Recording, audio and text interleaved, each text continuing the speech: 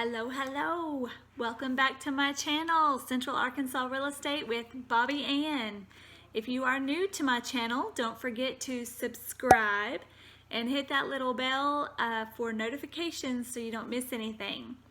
I am a Crye-Leike Realtor, just in case you don't know me, and I am from Central Arkansas, Bryant, Arkansas to be more specific, and I make videos for the public to help you guys with anything and everything that you need real estate related.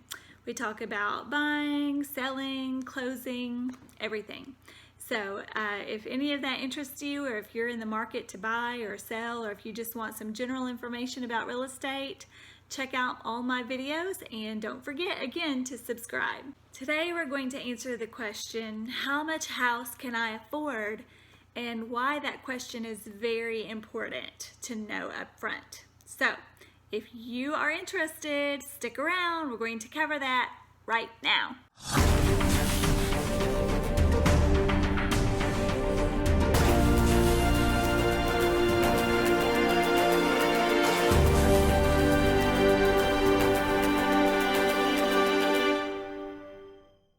Okay, welcome back and thanks for sticking around.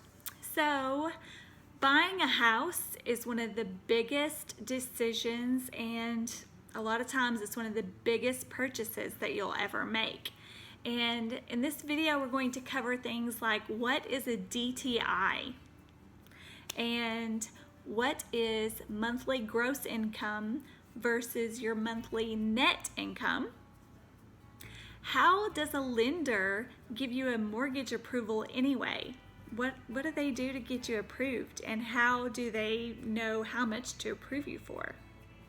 And we're going to answer the question, do you really want to buy a house for as much as a bank will loan you? Okay, the question is, how much house can I afford? Well, the first thing that you need to do is you need to figure out what your DTI is. And what is that? That is your debt to income ratio. That is exactly what it says it is. It's your debt, it's a ratio comparing your debt to your income. The debt to income ratio that most lenders will use is based off of your monthly gross income, which we're going to figure out both. We're going to figure out your monthly gross income, and then we're also going to figure out your monthly net income. And that's important that we figure out your monthly net income also, and I'll tell you in just a minute. But keep that number, or keep that word in your memory bank, monthly gross income versus monthly net income, because we will be using both. Before I jump too deep into this, I want to remind you that I am a realtor. I am not a lender, I don't work for a bank, I am a realtor. And so these are just helpful tips to get you a basically head start in the process and get you some calculations and some methods that will allow you to get an estimated approval amount. That way, whenever you get your pre-approval, you'll already have an idea of what you can afford, and it's not such a shock whenever the bank tells you what you're approved for. Okay, so your monthly gross income is your total annual income. That means the total amount of money that you make gross in a year divided by 12 months in a year. So you're dividing the 12 to get the monthly gross income. Now this is before taxes and government fees or anything like that, Social Security, anything that's taken out, this is before, this is gross.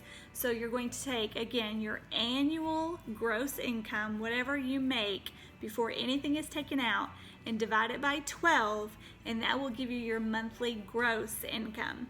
Lenders will look at this monthly gross income number to determine to see if you can afford a mortgage payment.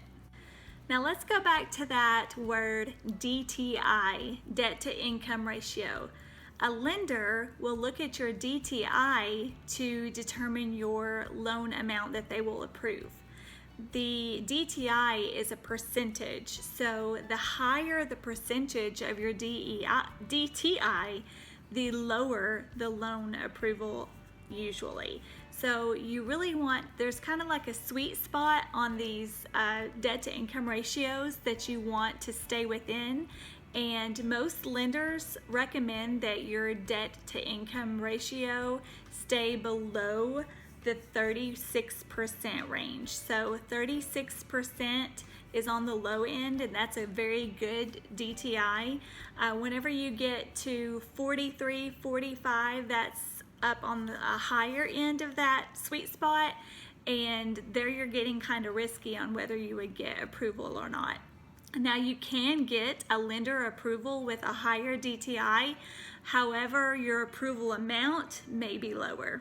If you're a Dave Ramsey follower, you'll know that he recommends a DTI of 28% of your net income, and that's including your mortgage and all of your household debt and expenses. Okay, let's talk about this DTI, debt to income ratio, and how to calculate it. First, you're going to come up with your gross monthly income, and then you want to figure out everything that is involved in your debt. So you're going to total up all of your debt, and that includes everything that would show up on a credit report. So car notes, credit card bills. Now this is only the minimum monthly payment, so that's the only thing that's going to count against you is the minimum payment. You don't have to count against you the total amount that you owe. So it's only take into consideration the minimum payment and add up all of that debt. So if it's going to show up on a credit card, or not a credit card, but a credit report, then you need to count it as debt. And if you have school loans, those are kind of like a different animal in this ball game, but if I were you, I would count those, and then that way if it doesn't count against you, then it's just a plus, but if it does count against you, you've already accounted for that. So go ahead and count your student loan debt as well, just to be on the safe side. But get your monthly gross income and then all of your debt. Now that you have all of your debt and your monthly gross income, you are going to get the total number of all your debt and divide it by your monthly gross income, and that is your debt to income ratio. I'm going to give you an example. So let's say that we have two people in a household and each person makes $50,000. So combined, that's $100,000 in this household. Their monthly gross income is divided by 12. So divided by 12, that is $8,333.33 a month. So that is their monthly gross income. Now their debt combined, we're just going to ballpark it at $2,125. So that is their monthly debt. So in order to come up with their DTI, debt to income ratio, we're going to divide their debt by their monthly gross income. So we would say 2,125 divided by their gross income of $8,333.33, and that gives us 0.255, which is 26%. So that is a very low DTI, which is very good because it's below the 36%, and it's even below 30% and 28% recommended by Dave Ramsey. So like I said, this was just pulled out of a hat, an example that gives you a good way to calculate your DTI. Okay, so here you want to ask yourself a question. Am I shopping conservatively or not? Basically, am I going to be house poor, or do I want to have some money so I can take a vacation, or have a little bit of money in savings? If you're shopping conservatively, you're probably taking into consideration retirement, unexpected events like illnesses or sicknesses, vacations, all of that. You're probably savings, you're probably taking that into consideration if you're shopping on a more conservative level. And if you don't want to be house poor and you are kind of more conservative, then this is a good rule of thumb to go by. you want your mortgage payment to be no more than 30% of your gross monthly income. Okay, I'm going to take this one step further. I want you to take your monthly gross income or your annual gross income, divide it by 12 to get your monthly gross income, and then I want you to multiply that times 69%.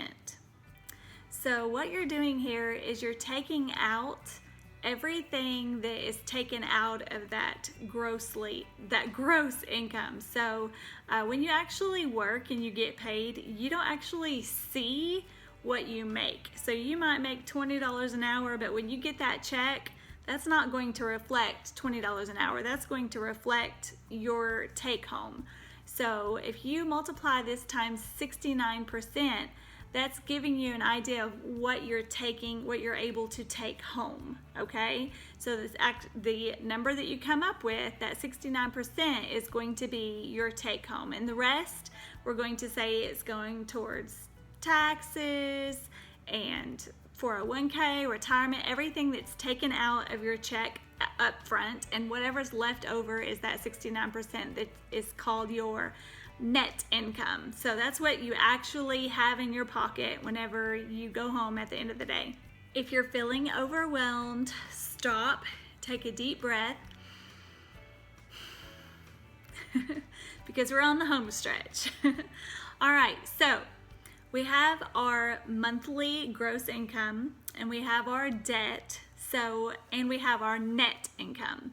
So take your monthly gross income, multiply it times the 69% to get that net income, and gather up all your debt, get the total of your debt, and once you have your net income, what you take home, and all of your debt, including, let's include a possible mortgage payment, which we talked about. We don't want your mortgage to be any more than 30% of your gross monthly income. So all of your debt plus your mortgage payment, and we're going to divide that total debt by your total net income, and that will give you a debt to income ratio based upon your take home, what you actually bring home. And the last tip that I want to give you today is about the cost of your home and putting down a down payment. It's important that your down payment is at least 20% of the cost of the home purchase price, because if you do not put down a down payment of 20% at least, then many times you will be paying a PMI, which stands for private mortgage insurance. And if you can avoid this, then you want to, because really it's just throwing money into insurance. It's a way for the mortgage company to have confidence in the commitment of your loan, and that's exactly what it is. It's just insurance. So you're just giving the mortgage company more money than what you would have to.